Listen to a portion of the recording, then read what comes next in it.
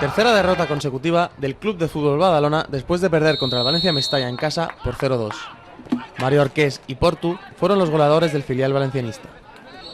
El Valencia empezó mejor el partido y en el minuto 2 tuvo el primer acercamiento al área en una jugada de estrategia. El equipo visitante presionaba muy arriba y dificultaba el juego del Badalona. Y en el minuto 20, Mario adelantaba a su equipo después de una mala salida de balón por parte de la defensa local.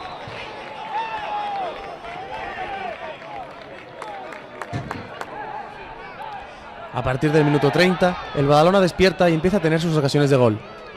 Joaquín, en el minuto 31, coge un rechazo en la frontal del área, pero su chute la para Felipe sin problemas. Minutos después, Juanma tiene la oportunidad de marcar, pero su chute se va a las nubes. Y Manolo Bueno también lo intentó, pero su chute también se va alto.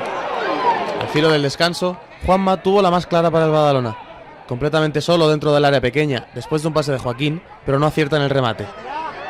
Así pues, al descanso se va con un 0-1 para el Valencia después del gol de Mario. En la segunda mitad, el Badalona no fue capaz de crear demasiado peligro sobre la portería valencianista. A los 5 minutos, Marcos tuvo que intervenir en un chute de Cortell después de un rápido contragolpe. En el minuto 60, Xavi Muñoz envía la pelota al travesaño en un remate de cabeza. No obstante, en el minuto 77, Portu sentencia para el Valencia. El jugador no perdona dentro del área y envía el balón al fondo de la red. Minutos después, Xavi Muñoz marcó para el Badalona, pero el colegiado lo anuló por fuera de juego. Así, al final del partido, 0-2 para el Valencia Mestalla. Mario en la primera parte y Portu en la segunda fueron los protagonistas. El próximo domingo, día 27, a las 5 de la tarde, el Badalona viaja a Orihuela con la necesidad de ganar para evitar situarse en puestos comprometidos.